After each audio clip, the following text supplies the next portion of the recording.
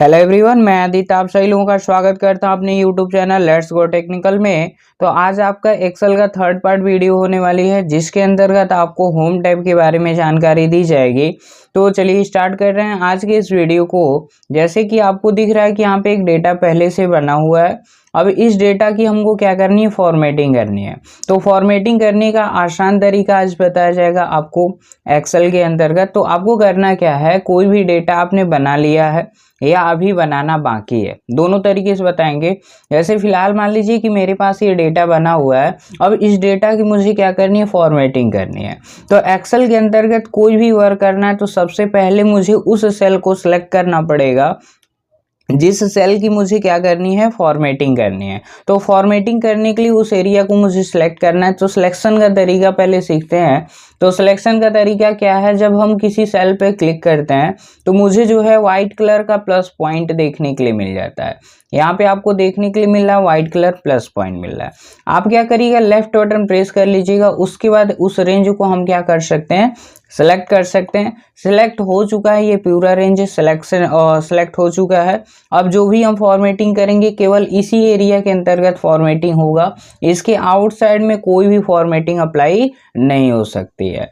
अगला चीज देखिएगा, अगर हम चाहते हैं कॉलम को, एक पर्टिकुलर कॉलम को सिलेक्ट करना, तो सबसे आसान तरीका क्या होता है, उस वाले कॉलम के टैब पे जाइएगा जहां पे अल्फाबेट जो है दर्शाया गया रहता है कि इससे जो है इस कॉलम को रिप्रेजेंट किया गया है। जैसे ये बी नंबर कॉलम है तो इस पे गए तो डाउन एरो शो कर रहा है। आप इस पे क्लिक कर दीजिएगा एक बार तो आपका पूरा कॉलम एक ही बार क्या हो जाता है, सिलेक्ट हो जाता है।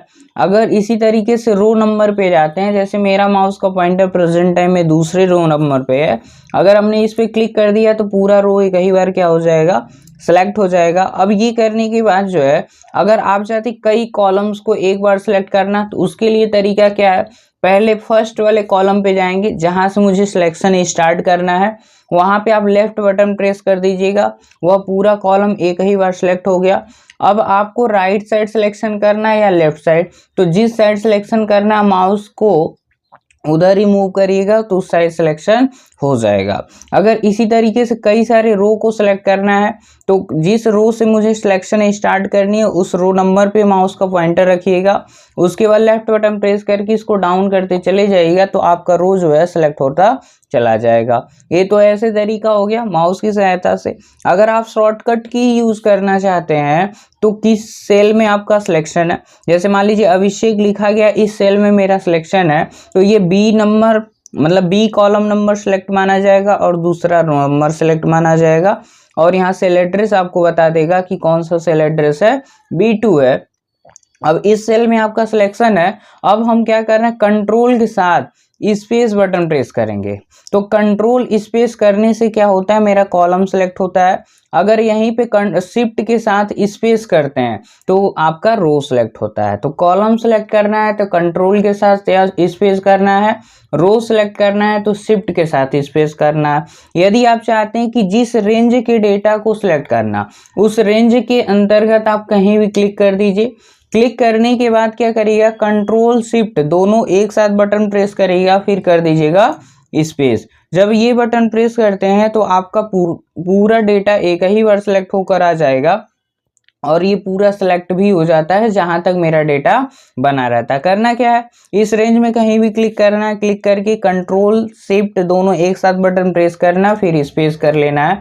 आप देख सकते हैं मेरा पूरा डेटा सेलेक्ट होकर आ गया है। अब इसकी मुझे क्या करनी है, फॉर्मेटिंग करनी है। तो फॉर्मेटिंग करने के लिए हमने क्या कहा कि आपको चले आना होम टैब की के अंतर्गत, यहाँ पे आएंगे तो ये मिलेगा फॉन्ट ग्रुप। अब फॉन्ट ग्रुप में सबसे पहले मिलता है फॉन्ट स्टाइल। अब फॉन्ट स्टाइल से क्या होता है, हम अपने टेक्स्ट को स्टाइलिश बना सकते हैं। जो भी स्टाइल मुझे अच्छा लगेगा उस स्टाइल पे मैं क्लिक कर दूंगा, ये उसी फॉर्मेट में चेंज हो जाता है। आप देख सकते हैं टेक्स्ट जो है अदर स्टाइल में, अदर फॉर्मेट में चेंज हो जाएगा। अगला नंबर क्या है, इसके जस्ट बगल में देखेंगे तो ये होता है इंक्रीज साइज। तो मिनिमम यहाँ पे 8 दिखता है, मैक्सिमम आपको 72 दिखता है। तो देखिए बहुत ज़्यादा जो है टेक्स्ट की साइज बढ़ गई है। अगला नंबर देखिएगा, जस्ट इसके बगल में जो है यहाँ पे दिया गया है इंक्रीज फंड साइज, इसके जस्ट बगल में है डिक्रीज फंड साइज। तो जब इंक्रीज करेंगे तो टेक्स्ट की साइज क्या हो रही है, बढ़ रही है। एक और चीज आप देखिएगा, जब हम टेक्स्ट की साइज बड़ा करते हैं या टेक्स्ट का साइज छोटा करते हैं तो यहाँ पे रो की हाइट ऑटोमेटिक बढ़ती भी है और घटती भी है, लेकिन कॉलम की चौड़ाई नहीं बढ़ती है, ना ही कॉलम की चौड़ाई घटती है। तो वहां पे क्या है, जैसे मान लीजिए हम छोटा कर रहे हैं तो यहाँ पे देखिए ये कॉलम की साइज हमारा बढ़ गया था तो कॉलम की साइज उतनी ही है, बट यहाँ पे देख सकते हैं रो की हाइट कम होती चली गई है और टेक्स्ट की साइज क्या हो गई, छोटी हो गई। तो इस तरीके से आप क्या कर सकते हैं, फंट की साइज को बढ़ा सकते हैं और छोटा कर सकते हैं या तो बड़ा कर सकते हैं। तो इस तरीके से आप ये चीज जो है अप्लाई कर सकते हैं। अगला नंबर देखिएगा, इसके आगे बढ़ेंगे तो यहाँ पे मिलता है बोल्ड। बोल्ड से क्या होता है, थोड़ा सा और इसको बड़ा कर लेते हैं। बोल्ड से क्या होता है, अगर हम बोल्ड करेंगे तो टेक्स्ट की विड्थ जो है थोड़ा सा बढ़ जाएगी। देखिए पहले हल्का था, अब इसको बढ़ा रहे हैं तो डार्क हो जा रहा है। थोड़ी सी इसकी विड्थ, टेक्स्ट की जो लाइन है वो मोटी हो जाएंगी। अगर इटैलिक करते हैं तो टेक्स्ट जो है आपका इटैलिक यानी ऑब्लिक फॉर्मेट में चला जाता है, तिरछा दिखने लगेगा। अगला ऑप्शन होता है अंडरलाइन का, तो जिस टेक्स्ट के नीचे अंडरलाइन चाहिए तो वहां पे अंडरलाइन कर दीजिएगा। तो देखिए सभी टेक्स्ट सिलेक्टेड हैं तो सभी के नीचे अंडरलाइन आ जा रहा है। अगर इसी डाउन पॉइंट पे क्लिक कर रहे हैं तो एक डबल अंडरलाइन है, तो पहले सिंगल अंडरलाइन था अब डबल अंडरलाइन हो गया है। अगर इसके आगे बढ़ रहे हैं कि इन सभी ऑप्शन को हटाना है, हमको अंडरलाइन नहीं करना है तो इस पे क्लिक कर देंगे, अंडरलाइन हट गया। इटैलिक नहीं करना है, इटैलिक का चेक मार्क हटा देंगे, हट जाएगा। बोल्ड का चेक मार्क हटा देंगे तो बोल्ड भी हट जाएगा। तो ये सब हम जरूरत के अनुसार जो है ऑप्शन को यूज में ला सकते हैं, ठीक है। अगला ऑप्शन होता है बॉर्डर का। बॉर्डर से क्या होता है, जैसे मान लीजिए हमारा पूरा रेंज सिलेक्ट है और सिलेक्ट देख रहे हैं, जैसे ये जो लाइन दिख रही है ना, ये थोड़ा सा डल दिख रही है। इसमें ये नहीं पता चल रहा है कि कौन, मतलब ये बस ग्रिड लाइंस होती है जिससे मुझे ये पता चल जाता है कि मेरा कौन सा कॉलम अलग है कौन सा नहीं है। तो जैसे अभी हम चेक कर दे रहे हैं, जैसे व्यूज टैब में जाइए, तो व्यू टैब में जाने के बाद यहाँ पे एक ऑप्शन मिलता है ग्रिड लाइंस का, क्लिक कर दीजिएगा तो देखिए पूरा एरिया ब्लैंक हो जाएगा, पता ही नहीं चलेगा कि कौन सा अलग कॉलम है, कौन सा अलग सेल है, कौन सा अलग रो है। इसलिए ग्रिड लाइंस को चूज कर लिया जाता है ताकि यहाँ पे ग्रिड लाइंस बनी रहे, ताकि अलग अलग सेल अलग अलग कॉलम आपको देखने के लिए मिल जाए। फिर आ जाते हैं होम टैब में। अब इस रेंज को हम सिलेक्ट करना चाहते हैं तो हमने सिलेक्शन कर लिया। सिलेक्शन करने के बाद जो है मुझे बॉर्डर अप्लाई करना है।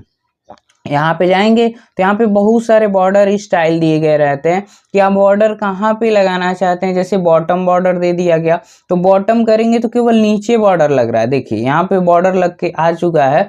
इसको हम कलरफुल कर दे रहे हैं ताकि आपको अच्छे समझ में आए। तो सबसे पहले इस पे आ जाएंगे, आने के बाद आप सबसे नीचे चले जाइए, एकदम नीचे चले जाइए, ऑप्शन मिलता है मोर बॉर्डर का। मोर बॉर्डर पे हम गए और जाने के बाद जो है यहाँ पे मिलेगा बॉर्डर। बॉर्डर पे क्लिक किए हैं तो सबसे पहले यहाँ पे स्टाइल पूछा जाता है, तो कौन सी स्टाइल का बॉर्डर चाहिए उसी स्टाइल को हम चूज करते हैं। यहाँ पे पूछेगा कि बॉर्डर का कलर क्या है, तो पहले ऑटोमेटिक है, हम कह दें कि नहीं मुझे रेड कलर चाहिए। अब यहाँ पे देखिए नन है, अगर नन कर देंगे तो पहले से जो बॉर्डर लगा हुआ है वो मेरा बॉर्डर क्या हो जाता है, हट जाता है।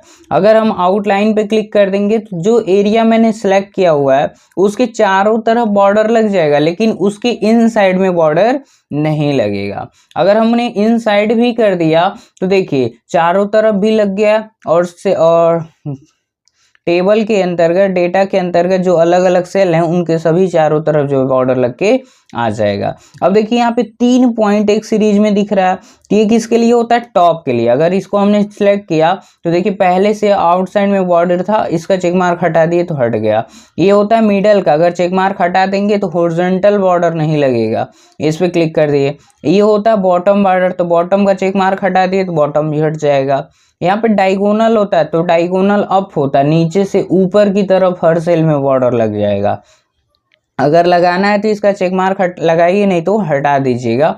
यहाँ पे ये लेफ्ट के लिए होता है, इस पे ये सेंटर के लिए होता है, ये जो होता है राइट के लिए होता है। आगे बढ़ेंगे तो ये डायगोनल डाउन होता है, ऊपर से नीचे की तरफ आपको बॉर्डर देखने के लिए मिलता है। इसको भी हटाना तो हटा सकते हैं। तो आप सिंपल है कि इन सब ऑप्शन का अलग अलग यूज करने से अच्छा है आउटलाइन पे एक बार क्लिक कर दीजिए, एक बार इनसाइड पे कर दीजिएगा और ओके कर दीजिएगा। जो ही आप ओके करेंगे तो आपका देखिए पूरा बॉर्डर लगकर आ चुका है, किसी भी प्रकार की कोई दिक्कत नहीं हो रही है। आप आसानी से अपने डेटा को जो है देख सकते हैं, बॉर्डर लगकर आ चुका है। अब देखिए यहाँ पे बॉर्डर लग गया है। अब बॉर्डर लगाने के बाद मुझे करना क्या है, इसको पूरा सिलेक्ट करना है। तो सिलेक्ट करने के लिए कंट्रोल शिफ्ट स्पेस कर लेंगे, पूरा मेरा डेटा एक ही बार सिलेक्ट हो जाएगा। सिलेक्ट करने के बाद आ जाइएगा यहाँ पे आने के बाद देखिए अब कर दीजिएगा नो बॉर्डर, तो सारा बॉर्डर खत्म हो गया। अब ये करने के बाद आ जाइएगा बॉर्डर पे, यहाँ आप देख रहे हैं बॉटम बॉर्डर है। अगर हम बॉटम बॉर्डर पे क्लिक करेंगे तो देखिए नीचे बॉर्डर लग के आ जाएगा। यहाँ देखिए ब्लैक कलर का बॉर्डर लग के आ चुका है। अगर इसी तरह से हम कंट्रोल शिफ्ट स्पेस कर लें, पूरा डेटा हमने सेलेक्ट कर लिया। सेलेक्ट करने के बाद जो है अगर टॉप करेंगे टॉप बॉर्डर लगेगा, लेफ्ट करेंगे तो लेफ्ट साइड लगेगा, राइट करेंगे तो राइट लगेगा, नो करेंगे तो पूरा बॉर्डर ही खत्म हो जाएगा, ऑल करेंगे तो चारों तरफ बॉर्डर लग जाएगा। देखिए ब्लैक कलर से बॉर्डर लग के आ चुका है। फिर इसे हमने सेलेक्ट कर लिया। सेलेक्ट करने के बाद यहाँ पे आ जाएंगे। आने के बाद जो है अगर आउटसाइड कर देंगे तो केवल चारों तरफ लगेगा, इनसाइड का बॉर्डर जो है खत्म हो जाता है। अगर हम आउटसाइड ठीक बॉर्डर कर देंगे तो बॉर्डर की विड्थ थोड़ी सी क्या हो जाती है, बढ़ जाती है। तो देख सकते हैं यहाँ पे बॉर्डर की चौड़ाई जो है अधिक है, बाकी बीच में जो लगा हुआ है वो कम है। अगला नंबर देखिए क्या है, अगला होता है bottom border. Bottom double border, thick bottom border, top और बॉटम दोनों लगता है, तो जो भी आपके लिए सूटेबल वो कर सकते हैं। एक ऑप्शन होता है ड्रॉ बॉर्डर। ड्रॉ बॉर्डर पे जाएंगे तो यहाँ पे आपको देखिए माउस का पॉइंटर जो है पेंसिल साइन में बदल गया। अब लेफ्ट बटन प्रेस करके ऐसे ड्रॉ करेंगे तो वहाँ पे बॉर्डर लगेगा। जैसे यहाँ पे बॉर्डर नहीं लगा है, हम यहाँ मूव कर रहे हैं तो देखिए बॉर्डर लगता चला जा रहा है। तो ये ड्रॉ बॉर्डर होता है। फिर आगे बढ़ते हैं, फिर इसी में जाएंगे तो इस पे एक बार और आते हैं तो ड्रॉ एंड ग्रिड होता है। आप ड्रॉ एंड ग्रिड पे जाएंगे, जैसे मान लो कहीं भी सिलेक्शन हो, आप लेफ्ट बटन प्रेस करके जो है ऐसे करिए, जैसे इधर आ जाते हैं। यहाँ आप देखिए यहाँ पे आ गए हम आउटसाइड में। आउटसाइड में आने के बाद जो है अब यहाँ पे जो भी हम ड्रॉ एंड ग्रिड करेंगे, जैसे आ गए यहाँ पे और ड्रॉ एंड ग्रिड पे क्लिक कर दीजिए और जहाँ पे आपको ग्रिड करना है वहाँ पे बनाते चले जाइएगा। यहाँ पे देखिए बन गया। इधर बनाना है तो यहाँ भी कर सकते हैं। तो ग्रिड पे बॉर्डर लगता चला जाता है। फिर आगे बढ़ेंगे तो इरेजर का काम क्या होता है, जो बॉर्डर हमने लगाया है उसको हम क्या कर सकते हैं, इरेज कर सकते हैं। नॉर्मली उस पर क्लिक कर दीजिएगा तो आपका बॉर्डर क्या हो जाता है, इरेज हो जाता है। फिर आगे बढ़ेंगे तो लाइन कलर। लाइन कलर मतलब जो हम ये ब्रश पॉइंटर का यूज कर रहे हैं, इस पे गए हम कह रहे हैं कि मुझे रेड कलर का बॉर्डर चाहिए, तो अगर यहाँ पे हम बॉर्डर चूज कर रहे हैं तो यहाँ पे हम बॉर्डर चूज करेंगे तो किस कलर का आएगा, रेड कलर का होगा। तो आप चाहते हैं ब्लैक कलर का ना लगे तो आप यहाँ से लाइन कलर कर लीजिएगा। लाइन स्टाइल यहीं दे सकते हैं कि लाइन की स्टाइल क्या रहेगी। तो मान लीजिए हम डबल लाइन वाला देना चाहते हैं। अब हम बॉर्डर अगर अप्लाई करेंगे तो यहाँ से ये वाला होगा। अगर रेंज पे भी मैं बॉर्डर अप्लाई करता हूँ तो जैसे मान लीजिए हम क्या कर लिए, इसको डिसलेक्ट कर लिए और यहाँ पे नो या आल कुछ भी कर सकते हैं। तो यहाँ पे देखिए आ गए। यहाँ पे आने के बाद जो है हम इस रेंज को कर लिए सिलेक्ट। सेलेक्ट करने के बाद आ जाएंगे। यहाँ पे आने के बाद जो है अगर ऑल बॉर्डर क्लिक करेंगे तो देखिए लाइन कलर हमने रखा था और स्टाइल चूज किया था रेड कलर का, तो ये लग के आ चुका है। तो इस तरीके से कर सकते हैं। और मोर बॉर्डर वाला ऑप्शन आपको बताया ही गया है कि किस तरीके से बॉर्डर जो है अप्लाई कर सकते हैं। ये सब आपके अनुसार चलता रहता है। तो बिना सिलेक्शन मतलब लिखने के पहले भी कर सकते हैं और लिखने के बाद भी कर सकते हैं। तो डेटा अगर कभी भी तैयार कर रहे हैं तो लिखने के पहले करिए या लिखने के बाद करिए, जो भी आपके ऊपर डिपेंड करता है। ये सब चूज कर लीजिएगा।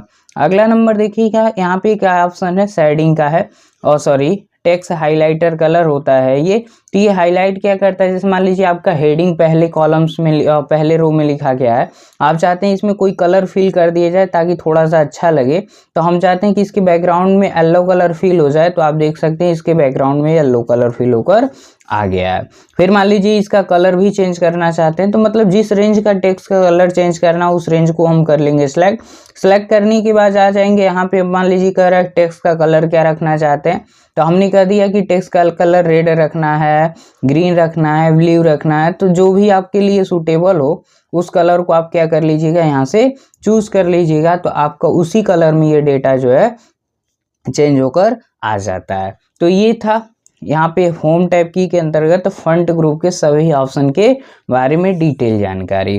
आगे बढ़ते हैं, तो आगे बढ़ने में आपको फिर क्या चीज़ें देखने के लिए मिल जाएंगी, जैसे कि आगे बढ़ रहे हैं तो आगे बढ़ने में जैसे मान लीजिए यहाँ पे मिल गया आपको और एलाइजमेंट। तो एलाइजमेंट कितने प्रकार के होते हैं, 6 प्रकार के होते हैं। एक टॉप होता है, एक मिडिल होता है, एक बॉटम होता है, एक लेफ्ट होता है, एक सेंटर होता है, एक राइट होता है। तो ये अलाइजमेंट कैसे काम करेगा देखते हैं।